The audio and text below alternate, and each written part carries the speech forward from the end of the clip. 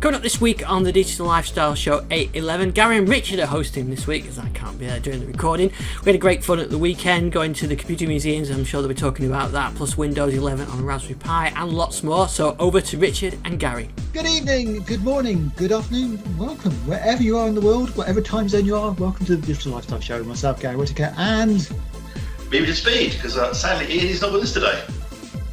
He's got a very good reason for not being here, so all the best to Ian and family. So, should we kick off with Raspberry Pis running Windows 11? Well, yes, it's great fun. So I've been having a bit of fun. As you know, I'm a bit of a fan of the old Raspberry Pi. In fact, when we went to the computer museums last weekend, I actually popped into the Raspberry Pi store in Cambridge, which is always a fun pilgrimage to make. But yeah, so a whole collection of Pis. But Windows 11 is obviously out in preview on the Insider channel, the dev channel. And it appears it's already possible to make it run on Raspberry Pi devices. Now, it's been possible to do Windows 10 for quite some time. I mean, I think Ian and I both tried it at various times a few years back and had varying levels of success. But what I think is great is the enthusiastic community has really put a lot of effort into it. And it's now actually a remarkably slick and painless process. For me, at least. Ian, I know, has had some problems, but I did mine on a Pi 400. And yes, I mean, it's. I won't obviously give the links and things. You need to download the ISO image of the ARM 64 version of Windows 11, which is currently in preview on the dev channel. And then armed with that, excuse pun, you can then create an SD card image or an SSD even, and basically boot a Raspberry Pi with Windows 11. And I have to say, it worked incredibly well. I began with a 16 gig card and got it working on that, which in theory was not possible because Windows 11 needs a lot of space, but it did squeeze onto a 16 gig card. Don't do that. I was much happier when I went for a 128 gig card. And in terms of the actual steps, obviously there's getting the image. I then had to activate Windows. So again, you need to have a legitimate activation code, I think, to make it work properly. Because the next step then is to join the is to join that Raspberry Pi machine to the Insider side of the program. Then you have to edit the registry to get it onto the dev channel, and then you can download the very latest build, which I think is 22.22000.51. Is it, Garry? Is it 5.3? I can't remember which one it is. The last one I saw was 5.1, but I think there's been one since then, so it probably is 5.3. And basically, what that does, because the initial build you get doesn't include all the stuff with Windows 11, so you get the start menu, but you don't get the notifications, you don't get the setting screens. You get kind of like a halfway house version. Whereas if you go for the full update, you then get everything. You get the new settings screens, you get the new notifications. What I am seeing is problems with some windows still got square corners on them. And other ones, they've got rounded corners. You can see that where it's not doing a proper, but which might be a video driver issue. I think video. Well, it might be, because you also get on when you run it on a VM as well. You see square corners. Yeah. And I understand it's also on some of the new Dell XPS 13s. I've heard having problems as well with that. But again, this is preview code, so I'm going to forgive it an awful lot at this point. What's impressive is, frankly, even on an SD card, which is not the fastest way of running stuff on a Pi, is how well it worked on a Pi 400. I had no problems at all. It comes up, it uses 3 gigs of memory, and I would say it's borderline usable, actually. I do plan to try and do some overclocking at the weekend, and I think if I could try it on an 8 gig Pi, things might be even better. But it's borderline usable. What's even better is I was able to download the Microsoft Office, the Office 365 stuff, because an ARM 64 version of that has also just gone into preview. So I put on the Office 365, joined that to the beta channel of the Office Insider program, and then let it update, and down came the ARM 64 version, and it's noticeably faster on the Pi than the obviously the X64 version.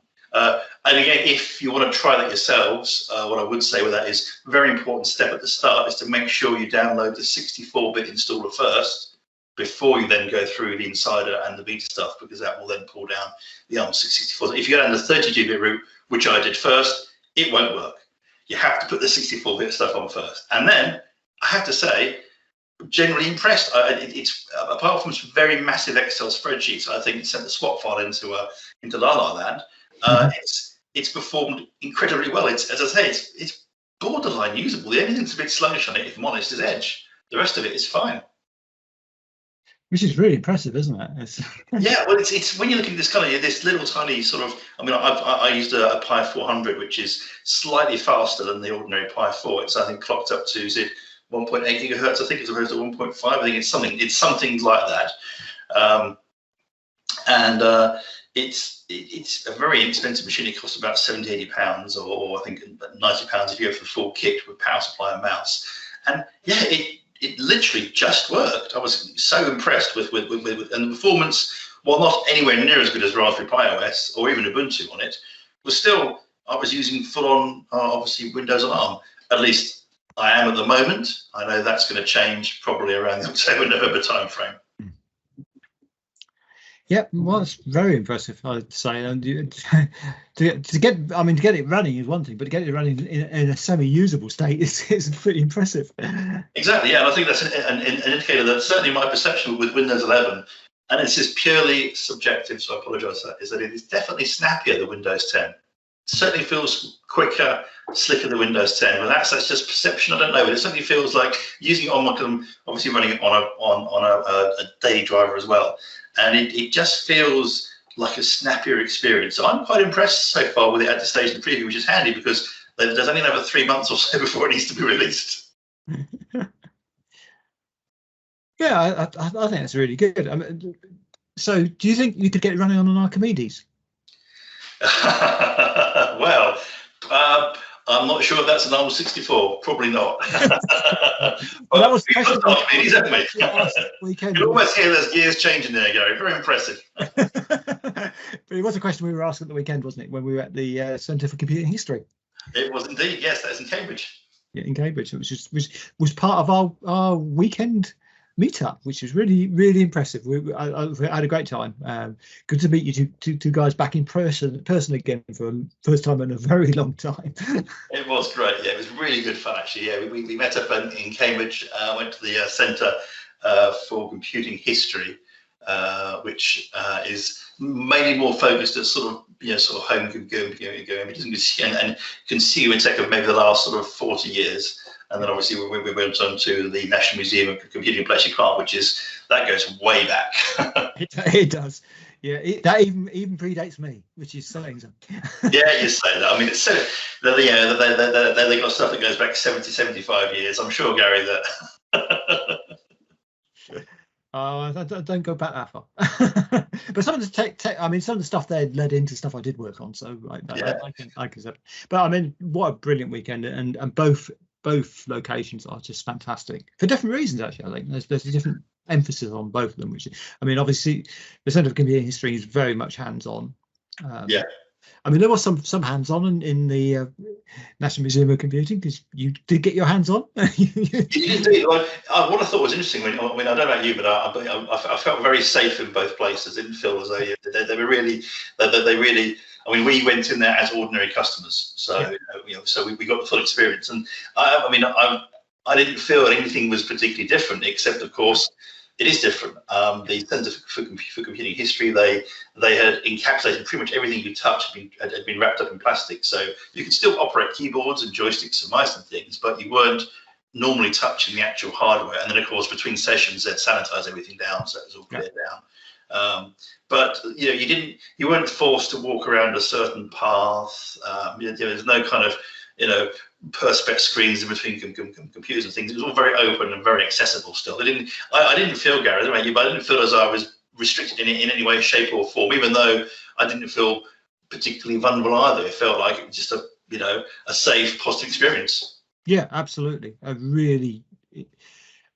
It was just, I mean, I know I said this on the day, but it's just a magical place, that, and that's a lot of that's down to the volunteers at the National Museum of Computing and the Centre for Computing History. But they're both magical places, but in particular, I found the National Museum of Computing totally magical. The people there, the stories they can tell, Yeah. I mean, I'd say it's a very, as you say, they're very different places in some ways, because if you start with the Cambridge place, that is much more focused on you go in there and you can pretty much do your own thing. Yeah. There's all the machines, they're all turned on.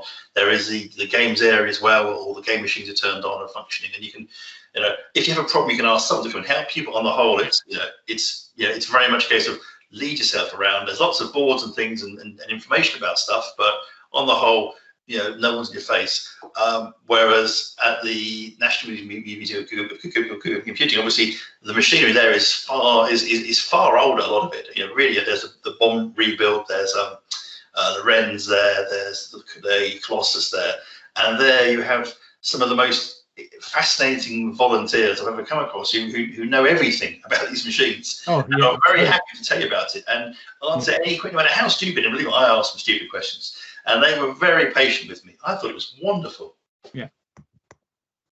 Yeah, very much so. I think, and that's the thing. I think that those people there are just amazing, and they give up so much time, and it's such a shame they're just not getting the visitor numbers there. It really is. It's. I mean, we had this. We were saying this on Sunday that so the Centre of Computing History is getting more visitors, but less of the sort of school parties and things. Whereas National Museum of Computing is getting school parties, but not getting daily visitors, which is, I think, a little bit demoralising for some of the volunteers, because they love talking to people about this stuff. And it is.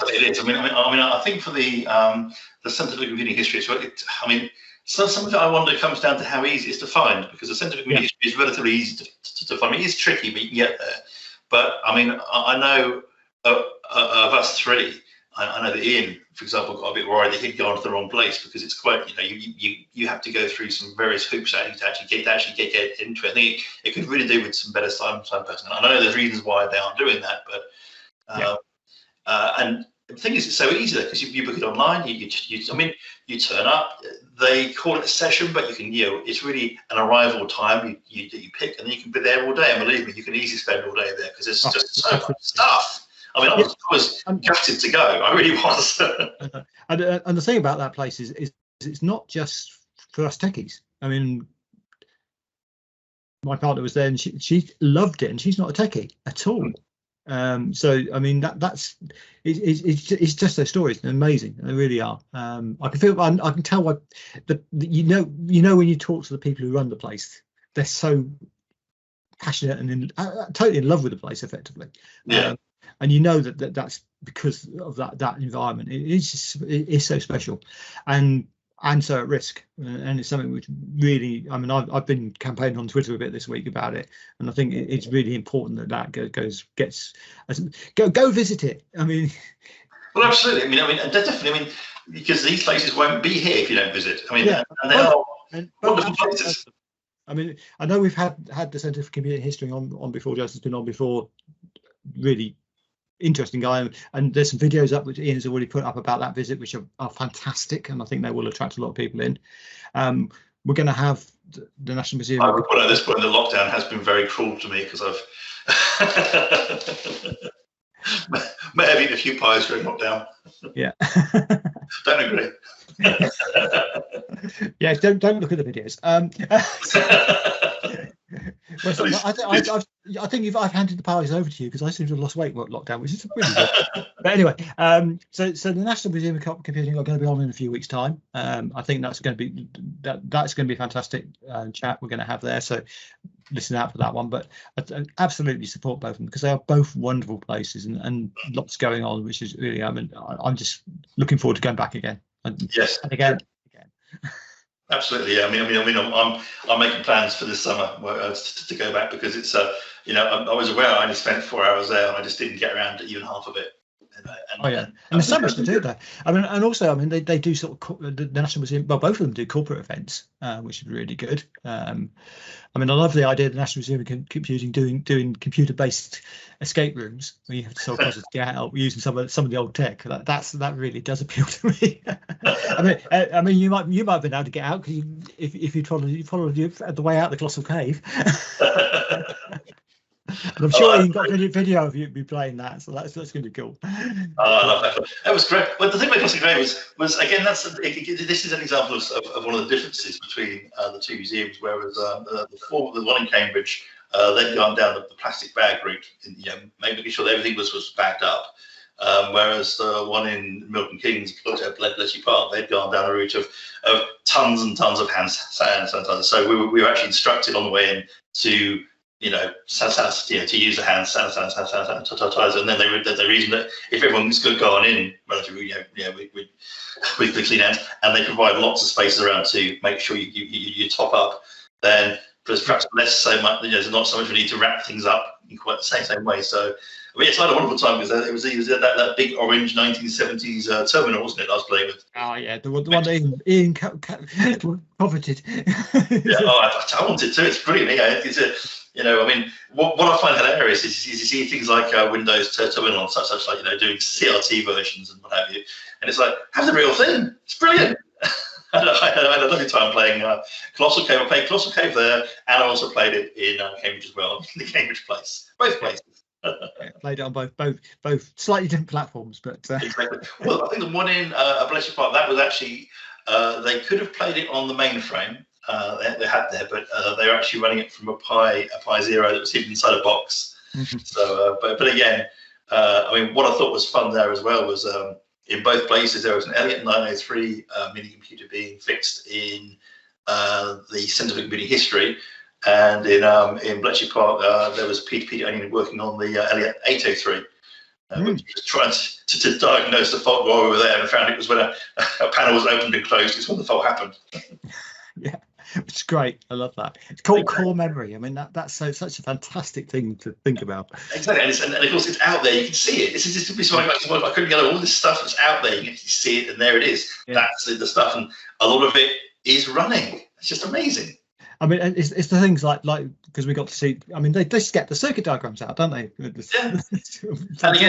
and again, I should point out we weren't getting any special treatment there. It was we'd gone in as ordinary paying customers. There was nothing special happening. That it's like it was just these enthusiasts just want to share all the stuff they're doing, and they're so interesting. It's just anyway. I'm enthused enough, Garry. I'm enthused enough. I could confuse more, but I think it's very true. But we did get a slight exclusive at the Centre for Computing History, didn't we? You got to see Windows 1 running on.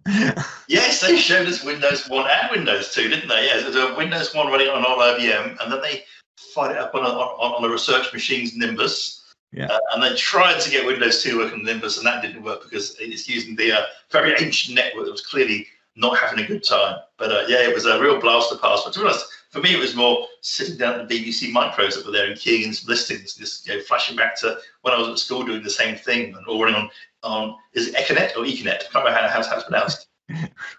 Ethernet is how I pronounce it, but I mean, they even had Twisted Pair up there, and it's Open Ring was there, all the stuff. All the good stuff, and also a Doomsday machine was there too. Yes, yeah, which you loved, didn't you? Oh, it was great. Well, because I have to say, it's one of those things where you remember things with sort of rose tinted glasses. I can remember there's a Doomsday machine at my school, and it was like some sort of science fiction. This thing was incredible, and of course Jason at the centre did burst of double, so someone will explain exactly how it worked. That's a bit sad, really. And also using it as an example of kind of built-in obsolescence, because it was already obsolete by the time it shipped to schools, because it was based on Laserdisc and CD-ROMs were taking over by then. Yeah. But the equipment's there and can be used, which is brilliant. Yeah. And I love that, the fact that they're able to maintain this stuff. I mean, that Commodore PET in the old office. Yes. 70s office. The 1970s office. Yeah, and they're able to actually keep that up and running and replace the RAM in it and everything. It was just incredible. I just love it. I love the fact this stuff is all still there. It's still there. And I think it's people sort of question why you need the history of this stuff. And from me as a developer point of view, one of the key things here is it shows you the grounding for all the development you do. Now, a lot of people learning development now just don't get the grounding and what the understanding is of how this stuff actually works and why they're doing the stuff they're doing. Mm-hmm. And once you get the grounding and understanding, you actually program better. And I think that's so key. I think it's really key to do that. I think any coder that's had to squeeze things into the memory of a Commodore VIC 2020 is going to always be a good coder. 4 kilobytes. Okay, here we go. 4 kilobytes. Exactly.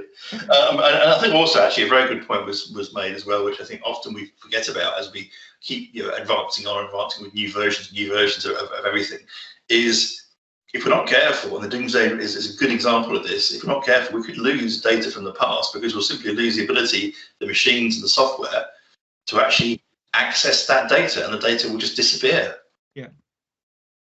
Yeah, very true. It's So I think it's a very important service that these institutes are doing. So yes, since we're likely to be in the UK over summer, I would definitely recommend a visit to either of those two places, the Centre of Good Computer History and also the National Museum of Computing. They're both wonderful and both well worth a visit.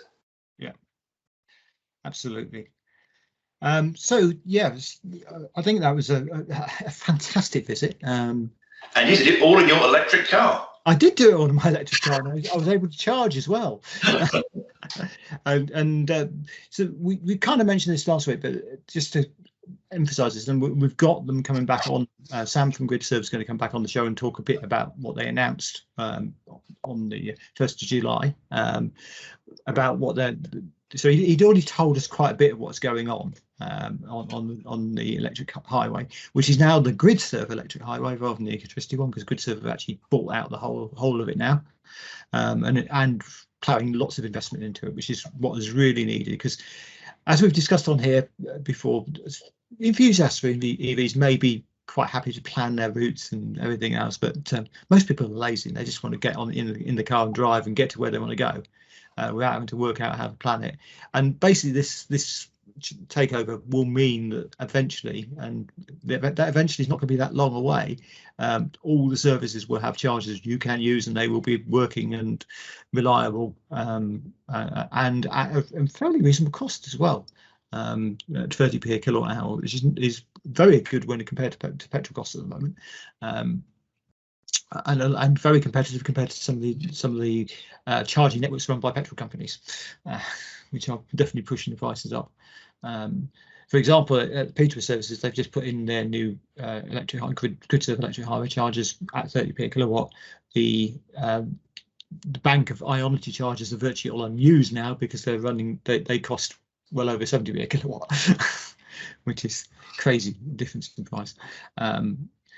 But yeah, so they've committed to replacing all the existing chargers. I think that's actually by the end of September, which is an amazing target to actually get that done. And then they've also committed to actually creating several charging hubs at services as well, at some of the key services. One of the ones I was particularly pleased to see they're doing there because of, well, at the moment, as you say, we're going to be stuck in the UK, but if you ever wanted to do a trip across the channel in the future, you'll be able to stop at Thoric Services and actually get and charge up there, because they'll have a load of chargers there, which would be really good, because it's always been a bit of a black spot for charging that bit of route. So I think that's really good to see that that's all progressing. One of the other things they announced, which I've talked about on the show before, but I absolutely love, is the concept of auto charge. And we'll get Sam to explain this in a bit more detail how they're actually going to do it. But basically, this is the idea that you turn up, you plug your car in with the charger, and it knows who you are and charges whatever credit card or debit card you've registered with them without you having to get one out of your pocket and do it, and just starts charging. So very much like the Teslas do on their supercharger network, which makes it, to my mind, even simpler than filling up with fuel. And these chargers are all pretty fast capable. So if you've got one of the more modern cars which can take a faster charge, you'll be able to do that on them as well. So all round, I think that's really, really good news that that's happening. The other thing I really liked, because this is something I've been banging on about for a long time, they've taken accessibility into account now. So in the newer hubs they're putting in, they're actually going to put disabled spaces in, and they're going to look at the positioning of the chargers to make them wheelchair friendly, etc. Which has been a big bugbear of mine, because they haven't been. I mean, and some of these cables are really heavy and difficult for people with any form of disability to use. So we've got to make this open up to everybody. It can't just be the able-bodied. So cool, that's great. So yeah, so I think that's really good news. I mean, the other great news for some people, probably not for you, is that the ID4 has come down in price. So good, because I have to say, I mean, that was one of the things that put me. It was a great car, but the cost was prohibitive compared to just similar size vehicles. So as they tend to do, a lot of the manufacturers have worked a loophole out in the government's funding scheme.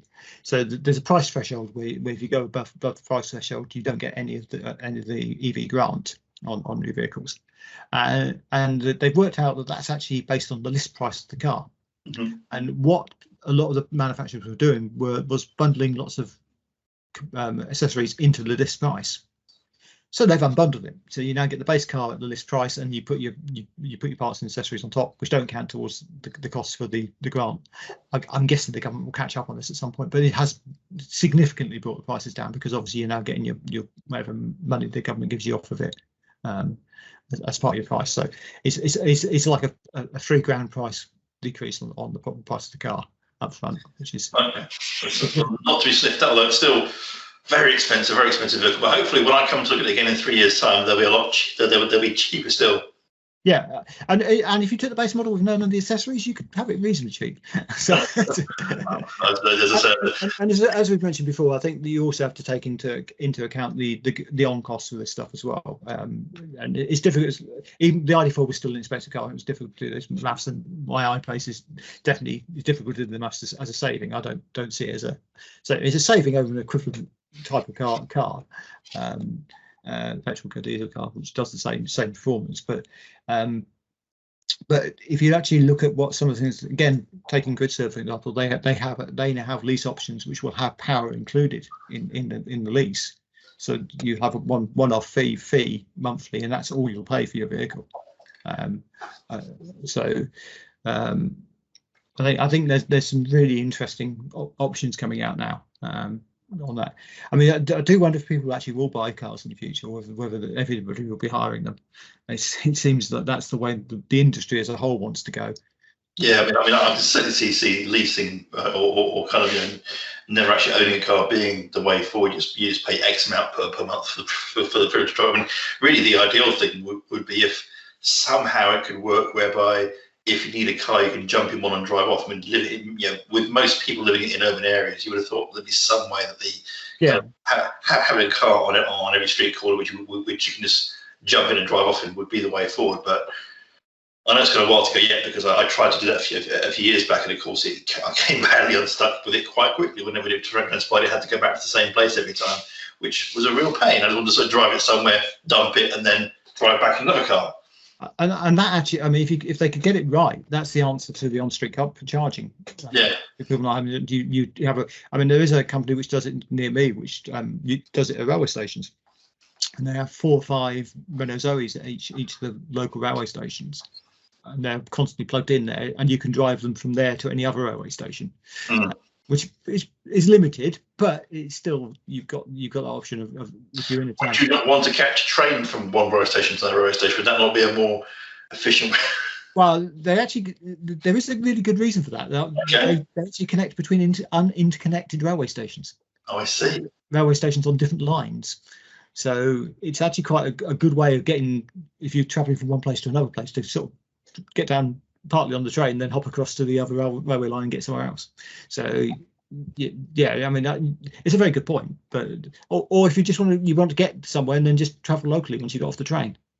That's the other really good reason for it. And electric cars are perfect for that, because obviously you're not going to have much consumption, and these are quite low mileage electric cars, but they're cheap for that reason. So and they work for an urban environment. I think you're not going to need to do hundreds of miles in those, just be tens or dozens of miles really, which is perfect for an awful lot of current electric cars. Although what I'm seeing now is a lot of the new ones appear to even remove that kind of range anxiety as well.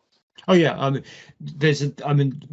talked a little bit about the Hyundai and Kia changes with their new platform, where they've got this 800 volt charging platform, which dramatically changes the picture, because it means you can add a lot of power in a relatively short time. I mean, you can basically do 100 miles, stop for 10 minutes, do another 100 miles, stop for 10 minutes. That sort of technology. Or if you want to go further. But you have 300 miles of range. So that means the whole of the UK is basically in range with a 10-minute stop. It's It's crazy, really, that you can do that, and it will only get faster. I mean, the next big step would be to go to solid state batteries or one of the other battery technologies which don't have the profile that our current lithium ion batteries do, where they fall off rapidly over time. So all the charge rates which get quoted tend to be quoted between 20% and 40% on a nice warm day, which is fine. And if you've got a car where 40% is actually quite a long range, which when you're starting to talk about 400-mile range cars, it's not bad. You can get quite way on 40%. That's a reasonable sort of strategy to take. You use 20% of your car battery up and you put another 20% in. Sort of thing. Just keep doing that and do quick short stops, and once the network's there to do that, it becomes a very reasonable thing to do. It's sort of that comfort brake territory of driving, and you don't have to stop for too long. So that's one way of looking at it. But if you can get the more modern battery technology, which is still a little bit off at the moment because it's proving quite difficult to actually get to production scales. Lab scales is fine, but actually getting into production is proving more challenging. But it will come. There's certain talk that Toyota may actually come up with their whole range of solid state battery vehicles relatively shortly, and it may be why they've been so heavily pushing their self-charging hybrids up to now and not going into the battery, because they knew they've got a killer tech coming eventually, but they don't want people to buy into batteries until they've got their killer tech. But basically, those solid state batteries would have a very flat charging profile, so you would actually be able to charge right across the battery effectively very quickly. Which would mean you even with today's profiles, and they probably would be better than that, you could probably charge to 200 miles in about 10 minutes, and possibly even more than that. I'm expecting to be even faster than that, possibly 5 minutes for 200 miles, and on from there. Right. And also they'll have incredibly long ranges as well, because they're sort of 10 times as dense potentially. There's a potential for them to be 10 times as dense as the current batteries. So even in the same space, and they probably wouldn't put them in the same space. They'd probably make them smaller because they could make the car lighter then, which has other benefits. But if you did use the same space, you could be talking 1,000-mile range cars quite easily. Yeah. But the other thing that solid state batteries bring to the picture is the fact you can start building components out of them. So you can build part of the car out of the battery. Because they're safe, you don't have to have the problems with explosions or whatever. So you can start building the frame of the building out of the car out of it potentially, and it's quite a lightweight material. So you can actually then end up with massively capacity of cars. I remember talking to Robert Llewellyn at one of the Fully Charged Lives, the concept of the fact that you could build the whole car as the battery. And then with battery density getting better, you potentially could have something like a 60,000-mile range car. So you buy the car fully charged, never charge it again, then hand it back when you run out of range. I mean, are there issues with solid state batteries with things like temperature and cost at all, or is it a? Cost is well, production of it has been a problem. At the moment, they haven't managed to get it into full scale production, and it has been a problem. Temperature shouldn't be an issue. I mean, temperature on batteries is always a little bit of an issue, but not the issue it is with lithium ion. So there will be some temperature range anxieties, but you can always, because there'll be battery to spare there, you can always put a heater on it or cooler on it to cope with that. Right. So that's not going to be as big an issue as it would be with lithium ion. Cost is an issue potentially. At the moment, they're quite expensive to produce. Scale will sort that. But even if you think about the fact that you can go the same sort of distance we're going now with a much smaller battery, you probably are offsetting some of those costs by doing that. It's an interesting technology, but there are other technologies as well. There's a whole raft of battery technologies out there, different elements being used to replace the lithium in lithium-ion batteries. So you still have non-solid state batteries, but different elements in them which are safer and again quicker to charge. So you don't get nandrites or dendrites, which are the little tendrils which come out of the in the battery. Which is what happens with lithium ion. The salts basically form in the battery and short things out, which is why we get fires occasionally if you haven't got the well-designed battery, which is very, very rare in a battery car. It's a lot more common to have a petrol car burst into flames than it is a battery car, despite what I see on the news. It's very, very rare for battery cars to take a car. Has happened, but it's that's usually down to people doing really stupid things with them, like punching holes in the battery, which is actually quite difficult to do. I mean, they are pretty well reinforced. You're not going to get into them easily. So yeah, that's all coming. The other thing which has been talked about for quite a while is the use of supercapacitors or hypercapacitors to act as part of the battery. So you basically could use one thought pattern which has been put around is you charge a supercapacitor with the charge at the charging station, and then that slowly trickles charges into your battery as you drive along. Because you can obviously charge a supercapacitor very quickly. But it's not good for producing power for motors, basically. So, but it could be used then to charge the battery, which then could be used to produce the battery. So that's one thought which has been banded around to sort of speed. So, so prediction time. What's going to be around in 3 years' time when I'm looking for my next car? That's a really good prediction, because I was totally wrong now, because I timed my new car for the start of next year, and I expected there to be solid state battery cars around by then. I really did. So I would not be surprised to see solid state cars around battery cars around by that time, because they can't be that far away.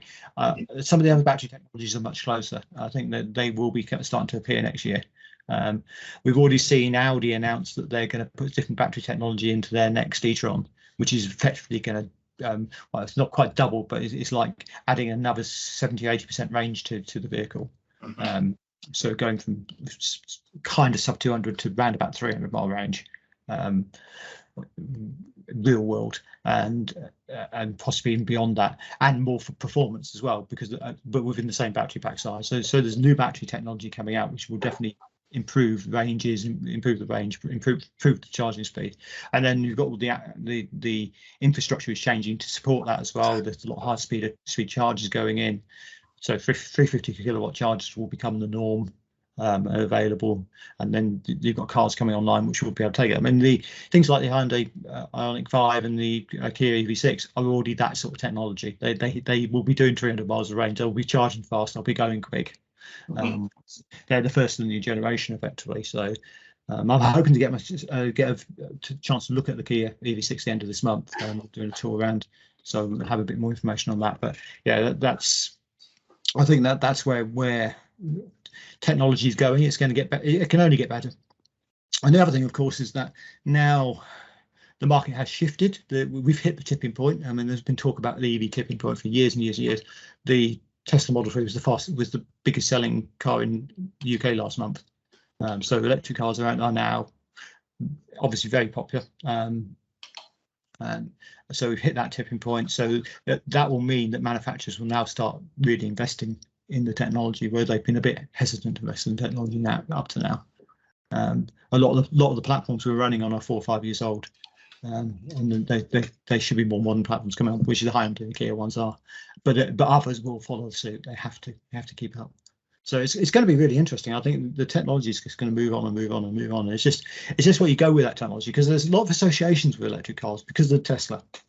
So there's an association with electric cars that they're always going to be autonomous and they can have all these clever technologies in them, which they don't necessarily need to have.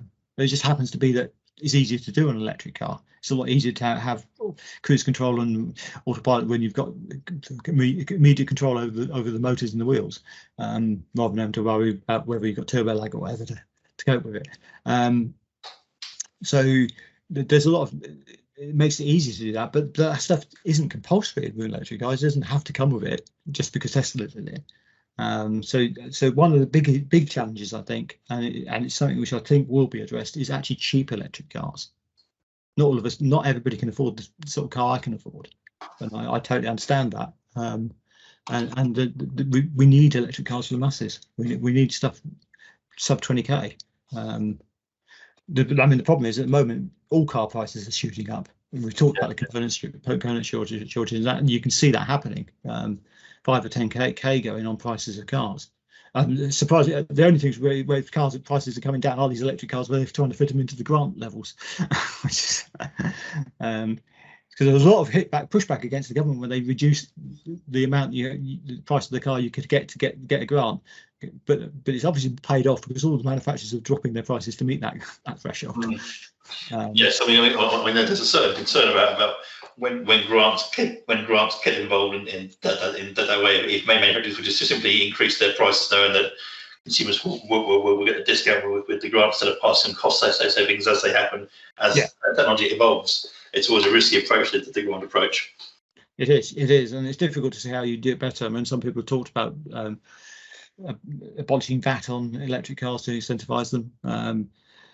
I've always thought the Austrian approach was quite good, where you give benefits to the electric car drivers based on what the fact that they're actually got fairly low emissions. Obviously we talked about this before, that electric cars aren't totally zero emission vehicles because there's emissions in building them. Although that's getting a lot better, and they're certainly better than building most petrol and diesel cars is. But the Austrian government, for example, on their motorways, they have a speed limit for normal cars and they have a slightly faster speed limit for EVs because the EVs don't cause the emissions. Well, I think that comes down to the UK government certainly needing to decide what it actually wants. Do you want to have low emission cars? Then you need to have more incentives. You particularly need to work with companies like GridServe and such like to build out the infrastructure, because at the moment, we say things that you can have 4 Renault Zoes at a trade race station. The infrastructure needs to get much bigger. Oh yeah, absolutely. Much bigger. Although you could argue it doesn't if these longer range cars go in. If you charge at home, exactly. If you have a different way of working to charge at home. Yeah, I think your city centre point is really key. I mean, the other argument there, of course, is that if you talk to people of Ian's kids' generation, they don't necessarily want to own a car. They're quite happy with the Ubers and the on-demand stuff they get with the apps. And if they're in city travel, that's probably the best way to go. Yeah, certainly. I mean, in urban areas, you don't even need to know how to drive. Although obviously, once you do those urban areas, then it is an issue. Yeah. But certainly, yes, in urban areas, there's. I mean, one thing I think that's perhaps taught people during lockdown is, you don't need to travel as much as you might have done once upon a time. You simply don't. I mean, I drive a car. Well, I drove the car to Cambridge and Milton Keynes last weekend, and that was the biggest trip I've done for some time. Yeah, I mean, my mileage is so low that I'm actually able to negotiate my lease. so yeah, I mean, it is crazy that's happened, and it must make people think about it a bit. I think it's really going to be interesting over the next few months how that changes or develops. But I can certainly see there's still a lot of people not wanting to travel as much. So when do you think we'll be able to have a chat with GridServe? Hopefully in the next couple of weeks. I mean, we're trying to get Sam on next week. Whether that'll work out or not, I'm not sure. But he's obviously got all the facts and figures about how this is all going to hang together and what they're actually going to do. But I mean, so they coined this phrase #delivered, but they actually, I normally would quite go, oh no, that's so much marketing speak, but they actually do seem to be doing it. So far, everything they promised, they've actually got out there. So very impressive, to be honest. I didn't think it was possible to get done what they said they were going to get done, and yet they do seem to be delivering it. So, and you'll also hopefully be hearing from the National Museum of Computing as well. Yeah, and I think that's going to be in 2 weeks' time. So we're going to talk to Jackie from the National Museum of Computing, who's an amazing lady. Who devotes a lot of time to that. Yeah, I'm pretty sure she powers that place by just sheer energy alone. Actually, I'm sure she does. She is amazing, and I think that's going to be a great show. People should definitely listen into that because her enthusiasm will come across the airwaves. It really will. Okay, well, hopefully Ian will be steering the ship next week. So I guess it's just the usual. If you want to see what I'm up to, you can follow me on Twitter at Richard_Speed, where I'll mostly be complaining about my Pi 400 and the things I'm breaking on it. And you can follow me at Garry with 2 R's WMA on Twitter as well. And hopefully this thing behind me will actually be announced soon. We're having a lot of technical difficulties with Fascinating Tech at the moment, but we will get it out there. And the spring summer edition has got some very cool stuff in. But but the main thing is listen next week because we've got lots of good stuff coming up. Hey, cheerio.